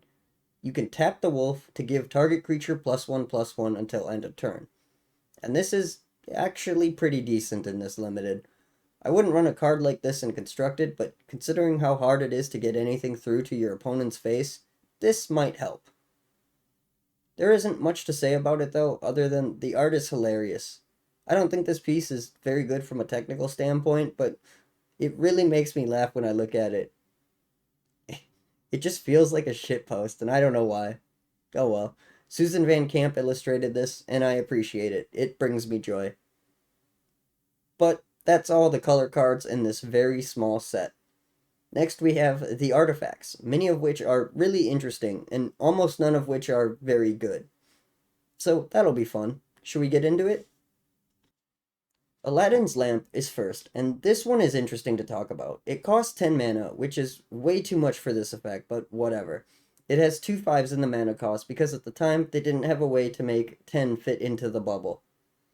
I don't understand why they didn't just make this cost a reasonable amount of mana, but hey, I guess this is the kind of effect that is smart to be afraid of. It's hard to break the game with a busted ability when no one can cast the damn thing. Speaking of, this is a mono artifact, which means you need to tap it to use it and pay X. The next time you would draw a card, instead look at X cards and pick one, sending the rest to the bottom of your library in a random order. So yeah, this is pretty neat and really useful effect, but 10 mana is way too much for something like this. By the time you're able to use this in Limited, you're well on your way to getting decked. Which this can't even stop because the errata says X can't be 0. So you can't use this to stop yourself from being decked by preventing card draw. This can't really see play anywhere. It's really, really bad. The art is pretty fire though, which isn't surprising because it was illustrated by Mark Teeden. Next up is Aladdin's Ring, and whenever I look at this card, I almost think it's playable until I notice it's a mono artifact. Aladdin's Ring costs 8 mana to cast, and you can tap it and pay another 8 mana to deal 4 damage to any target. Like Aladdin's Lamp, this is a U2 rarity, so it's as rare as a card gets, and also like Aladdin's Lamp, Aladdin's Ring is bad. It's a cool idea, it's just so impractical. The art is awesome though. Dan Fraser illustrated this piece. Next up is Bottle of Suleiman, a U2 rarity mono artifact that costs 4. To use the bottle, you must pay 1, tap and sack Bottle of Suleiman, then flip a coin. If you win the flip, create a colorless 5/5 Jinn artifact creature token with flying. But if you lose the flip, you instead take 5 damage. This card is sort of interesting because the rate is actually fine in a draft, and a 5/5 flying Jinn would be pretty handy. But at the end of the day, it's a coin flip on whether this does anything for you or just blows up in your face.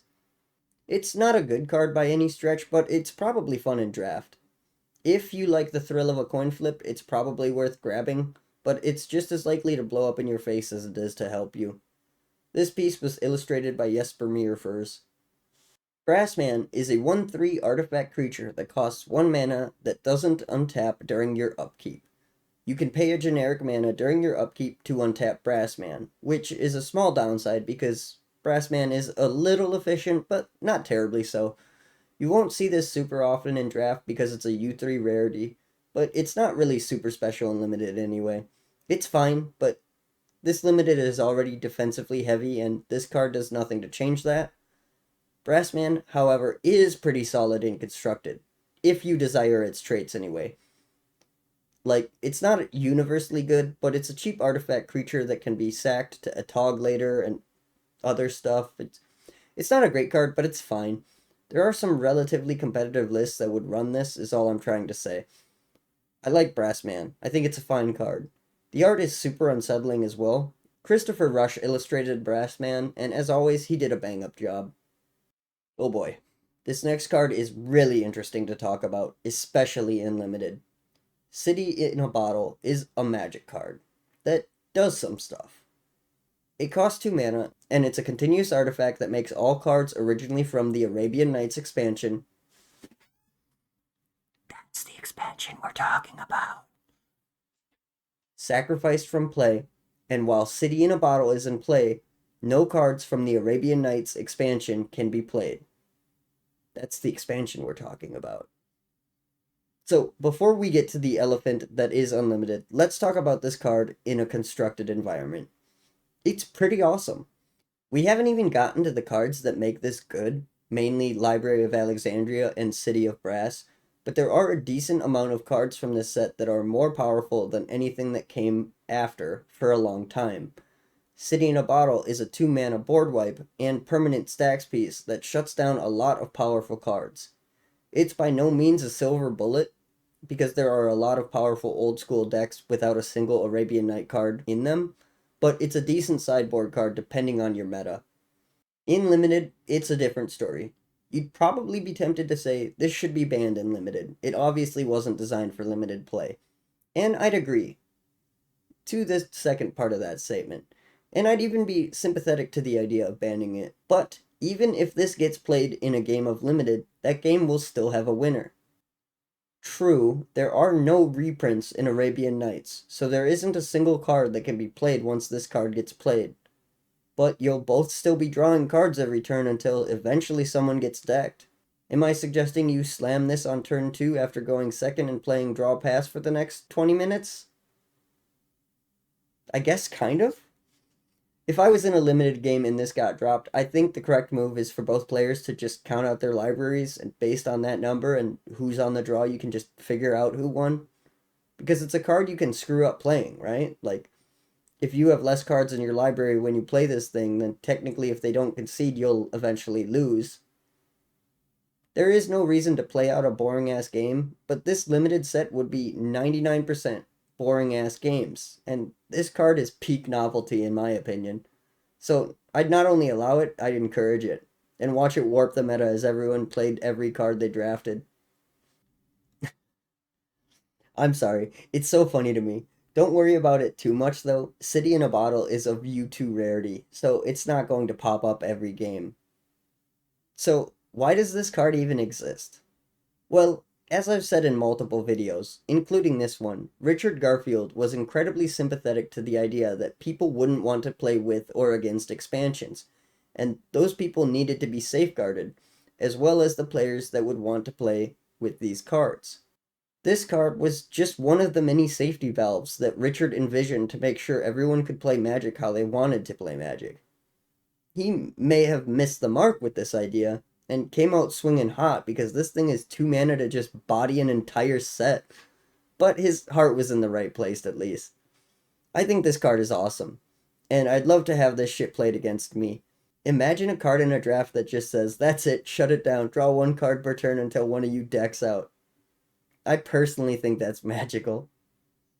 The art is also awesome for this card too. It was illustrated by Drew Tucker. Oh yeah, this card is also the only card that's a reference to the original inspiration for Arabian Nights. Sandman number 50, Ramadan. Anyway, on to the next card. Dancing Scimitar is a 1/5 flying artifact creature that costs 4 mana. It's a solid defense piece that's pretty difficult to push through, but there isn't really much else to say about it. It's a U2 rarity, which again is as rare as a card gets in this set, but it isn't all that impressive or powerful. It's certainly not bad, and it's difficult to kill, but it's nothing special. Dancing Scimitar was illustrated by Anson Maddox, and the art is sick as hell. Ebony Horse is not a creature, strangely enough, but is instead a mono artifact that costs 3 mana to cast. You pay 2 and tap Ebony Horse to untap target attacking creature you control. This creature neither deals nor receives combat damage this turn. So this is probably fire in limited, depending on the situation.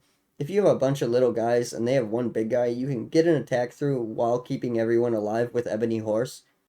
I'm pretty hot on this card considering how objectively terrible it is, just because I think it goes a decent way of cleaning up the muck that is this limited's limited attacking options. This doesn't do anything in Constructed though, and despite being of U2 rarity, there are many other uncommons of either rarity that I would grab well before I grab this. The art is fine as well, but nothing super insane. Damon Willick illustrated this piece. Flying Carpet is our next mono artifact to talk about. It costs 4 mana, and you can pay 2 mana and tap Flying Carpet to grant flying to target creature until end of turn. If that creature is destroyed before end of turn, so is Flying Carpet. Unless you're playing a 6th edition version or later, because they errated the downside off of this card for some reason, making it a different card. This card is pretty sweet. Flying is really useful and limited, but I don't think this is good enough for Constructed. Maybe you can use it to set up some really stupid nonsense, but you'd be working harder than you need to in order to win your games. Flying Carpet was illustrated by Mark Teeden, and this piece slaps. I don't know what else to say. Just a banger art piece. Next up is Jandor's Ring, which is an excellent design lesson, but we'll get into that after I talk about what it does. For 6 mana, you get a mono artifact that you can pay 2, tap, and discard the last card you drew this turn to draw a card. Generally, it's not a good idea to make cards that require your opponent to just trust you, bro. There's a ruling from 2004 on this card that says, if you do not have the card still in your hand, you can't pay the cost. There is currently no way to prove that it was the card you drew except to get a judge or third party involved, or to put cards you draw aside until you decide whether or not to use this. So this card can potentially cause issues of trust, and it's also one of the easier cards to cheat with since it requests you act on information that's restricted from your opponent. This is why any tutor that requires a specific type of card makes you reveal that card, to prove you're not a cheating pile of dog shit. So they don't really do cards like this anymore, but if you're going to use this, just make sure you set the cards aside you drew so everyone is on the up and up. Otherwise, this card kinda sucks. You're going to use this, dig through your unplayable garbage, then your opponent is going to drop City in a Bottle, and you're going to feel foolish. It's also expensive, and if you really want to filter, there are better cards to do it. Don't play this in Constructed. It's probably fine in limited in any game your opponent doesn't have city in a bottle, but otherwise, eh. It was illustrated by Dan Fraser. Let's move on to Jandor's Saddlebags. Now this is a fucking card. Hell yeah. Jandor's Saddlebags cost 2 mana and you can pay 3 mana and tap Jandor's Saddlebags to untap a creature you control. You can give someone's creature back with Old Man of the Sea. You can ping 2 things with Kumbaj Witches. You can blow up 2 Djinns or Ifrits with King Suleiman. You can steal 2 artifacts with Aladdin. Or you could spend 2 extra mana to untap your Brass Man. The world is your oyster with Jandor's Saddlebags. No wonder these bad boys are a YouTube rarity. Yeah. So this card is fine. It's pretty cheap to get down, and it's probably possible to set up an infinite combo with this, but that would be a lot of work, and it's definitely not happening in limited. There's value to be had with this card, even if it's just swinging with your biggest boy, then untapping him for blocks. You'll get some mileage out of this card. It's less bad than most of the artifacts, at any rate. Jandor's Saddlebags was illustrated by Damien Willick, and this art is actually pretty fire. I think this is the best horse Damien ever drew. At least it's my favorite. Oh boy, it's an anti card. Jeweled Bird costs 1 and is a mono artifact that swaps your anti contribution. That's the entire contribution, by the way, not just one card. With Jeweled Lotus. Jeweled Bird, sorry. Then lets you draw a card. And it's a U3, so not the rarest card slot. This is really good in anti-games, especially if there's cards in your deck you'd rather not lose. But if you aren't playing for anti, then this card does nothing, and it's not good, because you can't use it. I don't have much to say about this card. It'll never help you win the game, it's just an anti-tech. The art is really cool, though. Amy Weber illustrated this piece. Oh baby, it's Pyramids. Oh, I love this card. In fact, I think this is one of my favorite cards of all time. Not because it's good, but, well, let's talk about what it does first. So, Pyramid costs 6 mana to cast, and you can spend 2 mana to prevent a land from being destroyed or to destroy an aura attached to a land. First off, definitely don't play this in limited. There are no land enchantments in this set, and the only card capable of destroying a land that isn't named Cydia in a bottle is Desert Twister, and you probably have juicier targets. But also, don't play this in constructed, because there's nothing more frustrating than looking at a 6 mana card in your hand while your lands are getting sinkholed and stone rained and ice stormed and Armageddon. And why is this 6 mana? It's the cruelest joke of all time. Holy shit, this is so fucking funny. Oh my god, I love this card. Pyramids was also illustrated by Amy Weber, and the art is fine. It's not her best work, but it's nothing atrocious. Next up is Ringamaroof, a mono artifact that costs 5 mana. You can spend another 5 mana, tap and exile Ringamaroof to replace your next draw with a card from outside the game. So this is a fun little card. It's a wish card before the wish cards, and it sucks.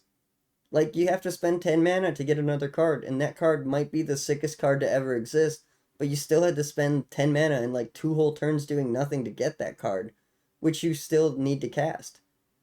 Ringamaroof is a U2 rarity, and it's a fun little card. I'm not going to tell you not to play it in limited, because the novelty of it is wonderful, and it's your only hope if your opponent has a city in a bottle. Hell, if you can convince them not to drop their city until after you've used your ring, you can get yourself a Savannah Lions or something and win the game through the bottle. That'd be a limited story to tell your grandkids. Don't try this in constructed though, and don't expect to win if you cast this garbage. But it is a really fun and novel card. I'm happy it exists. The art is fantastic for this bad boy. Dan Fraser did this with that classic Dan Fraser background. But we're on to our final artifact of the set, Sandals of Abdallah. It's the Island Walk version of Magic Carpet. It costs 4 and you can pay 2 and tap it to give a creature Island Walk for the turn.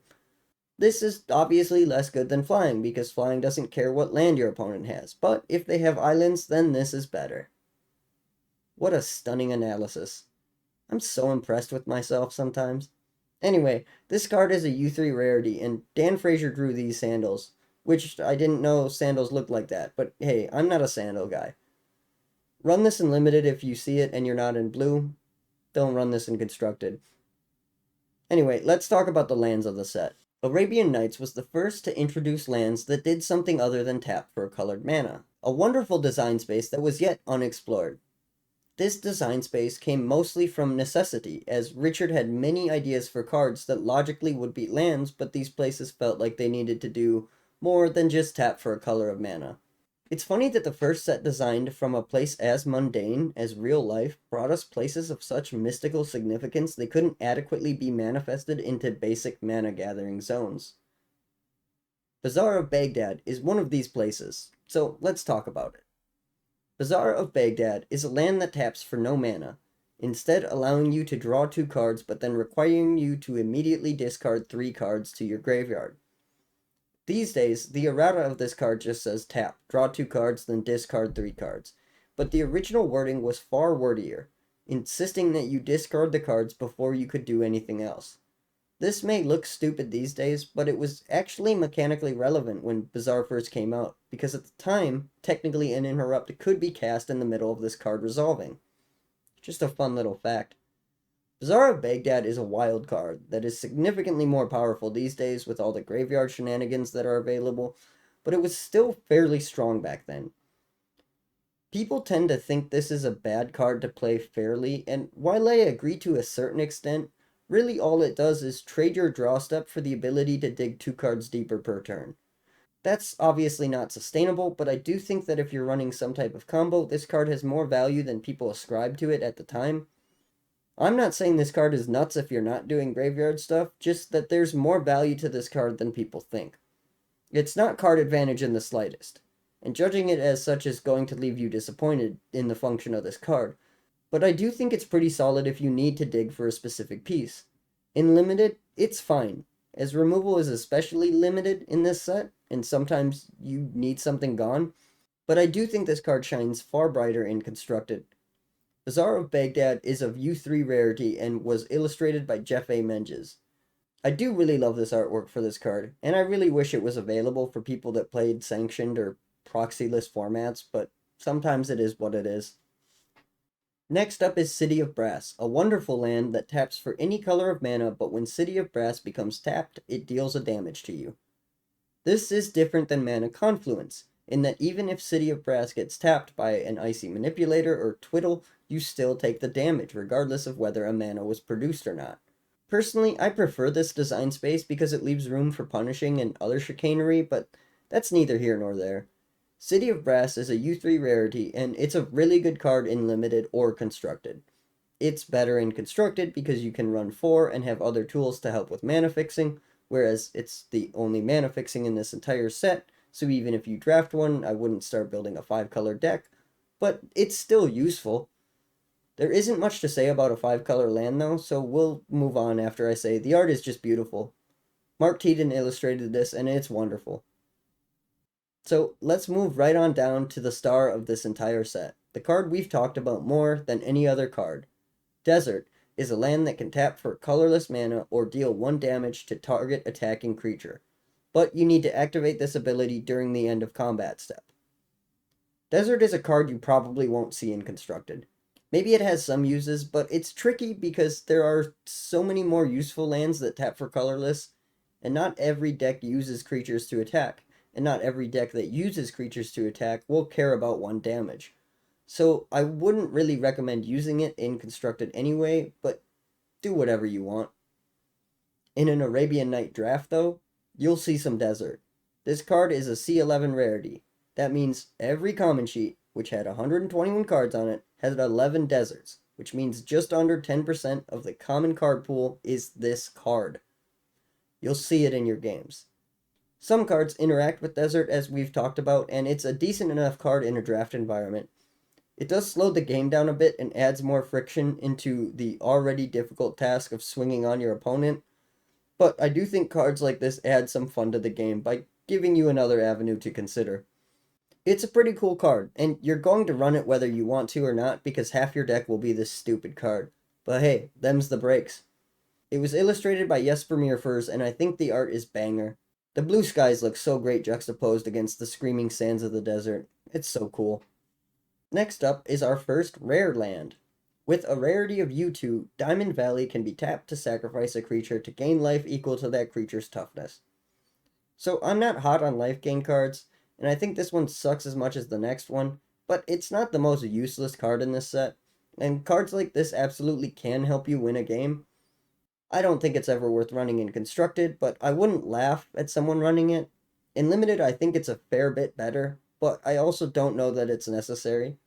I think limited games of Arabian Nights are most likely to come down to decking, but I guess there are a couple creatures that deal damage to you each turn, and having a sack outlet to deal with your problem creatures would actually be pretty handy with the set's creature suite. Yeah, I've changed my mind mid-sentence. I'm actually hot on Diamond Valley. This card is too legit to quit and draft. It would be super useful to help sack your stuff that's turned on you or stuff that's dealing damage to you but not helping you improve your position in the game. The art is awesome as hell, too. Brian Schnotty illustrated this piece, and it's great. The skeleton is just a silly guy hanging out in the sun next to the sparkling of the Diamond Valley. Really cool stuff. Elephant Graveyard is next, and this is another U2 rarity land card. This is probably the least impressive, but you can still do stuff with it. Like tap to add colorless mana, or tap to regenerate an elephant or a mammoth. Oh yeah, I guess I lied. You could regenerate a poor elephant in this set. So I guess you could, yeah. You can regenerate an elephant in this set. But that's it. So you could, run this in a mostly elephant deck, and it would be pretty sweet if that's a thing you wanted to do in Constructed. The only elephant in this set is War Elephant, the white card with trample and banding we talked about forever ago. On the plus side, War Elephant is C4, so you can probably get your hands on a few of them if you draft the graveyard. But that's all you can really do with this card. It's not a great card, but it is an interesting card. Elephant Graveyard was illustrated by Rob Alexander, and like all of his landscapes, it's exquisite. Island of Walk Walk is next, and this card is absolutely wild. The flavor text is like enough to make a whole D&D campaign around, and the flavor is peak. You can tap this land to reduce a flying creature's power to 0 until end of turn. That's pretty solid in Limited. I'd be surprised to learn this card has ever seen any serious play in any level of Constructed, but I think it's serviceable in Limited. Flyers are hard to deal with if you don't have a way to deal with them, and if your draft is feeling a little light on flyers, this might be the card that helps you steal a game.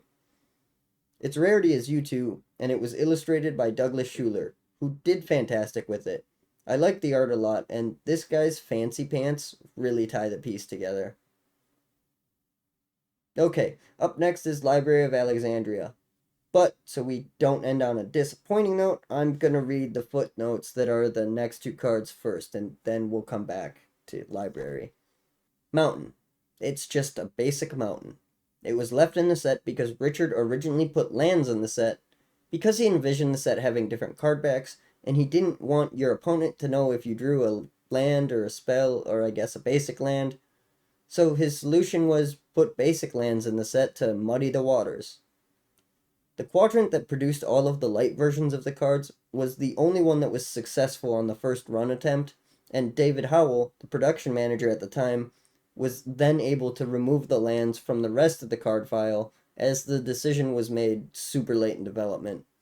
But that's why there is a mountain, because that one quadrant didn't fail and so they had no reason to rerun it or change it. So the mountain has a rarity of C1, because there's only one on the common sheet. Oasis is the desert of the uncommon sheet. It appeared on the uncommon sheet 4 times, which is 1 or 2 more copies than any other card on the uncommon sheet. You can tap it to prevent 1 damage to any creature, so it's kind of the antithesis of desert, which is a pretty cool design space, but I don't know why it doesn't also tap for mana. Seems like a weird choice. It's not a great card, but it's probably fine in Limited. I certainly wouldn't be rushing to draft it or play one, though. Okay, now that we've sped through that nonsense, let's talk about a real fucking Magic card. Let's talk about Library of Alexandria. Library of Alexandria is far and above the best card in this entire set, and it's not even close. at least as far as limited and old school is concerned. Bazaar of Baghdad is probably better now, at least than the decks that want an effect like that, and Library has by and large been outpaced, but this card is absolute power back in the day. This is the Power 10, the big dog. A card so powerful it's one of two cards excluded from a rule set known as Gentleman's Rules. The other card is Mind Twist, if you're curious. Library is so much above everything else, it dominated what little bandwidth existed for the development of this set. The development for Arabian Nights was basically emailing the card file to Scaff Elias and Joel Mick, and according to an article Scaff wrote that Wizards left in an old server somewhere, Library of Alexandria was by far the most talked about card. Ruck-Egg and Ali from Cairo were also briefly mentioned as being potentially problematic, and Ruck-Egg was bumped up in mana value, but Library is one of the few cards to actually receive a significant change, because it was even stronger originally. Apparently, it allowed you to draw a card when you were low on cards, not when you were at exactly 7. Scaff couldn't remember if it was 1 or 0 cards, but at this point in the game's history, it was remarkably easy to dump your hand if you were playing with efficient cards. This would have made Library even more insane than it already is. As written, Library makes you keep a full grip so you don't turn it off too early, meaning you have to play more conservatively than what might be optimal. It's not much, but there is some underlying pressure on what to do with this card.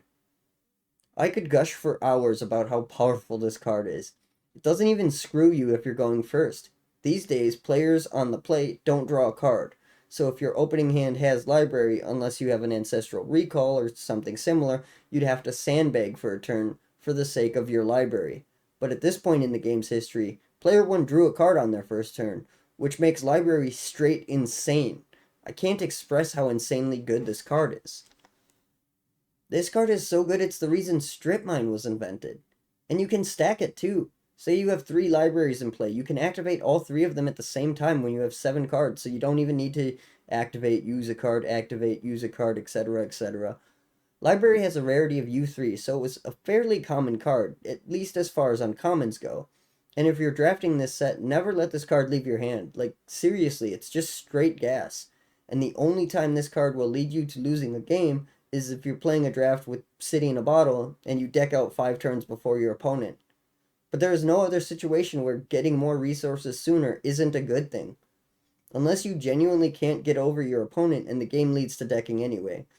So there may be some draft games where this card kind of sucks, but it can't be many of them. And seriously, if you have the option to run this in Constructed, you need a damn good reason to not run it. It's seriously the best card in this set.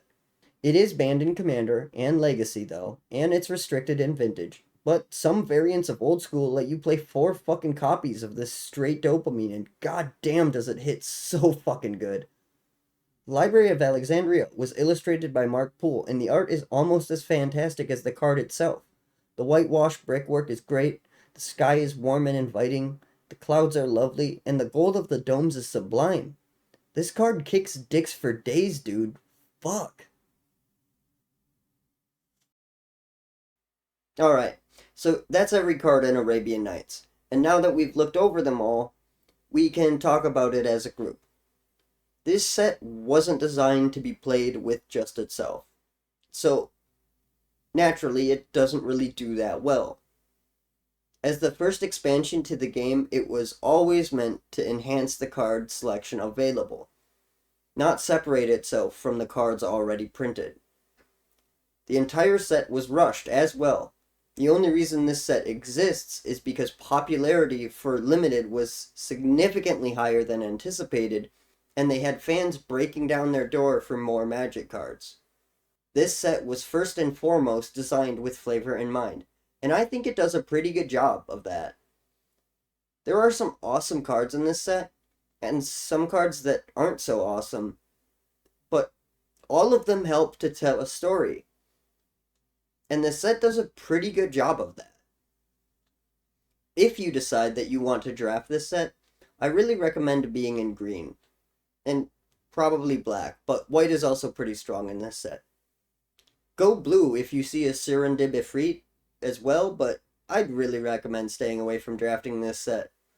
Checking out the card file is a pretty fun use of some time though, especially if you've read 1001 Nights. Overall, I'd say this set is super cool and did what it set out to do really well, but it did not set out to be a draft set. Anyway, that's all I have for you guys today. If you enjoyed hearing about this old set, thanks for stopping by, and if you're still listening, I really appreciate you. I'd love to hear what you have to say, so go ahead and leave a comment, please. But if you can't be arsed or don't really have anything to say, that's okay. A like would go a long way to making me feel motivated to keep doing this as well. I appreciate anyone who's watching, and I hope you have a magical day.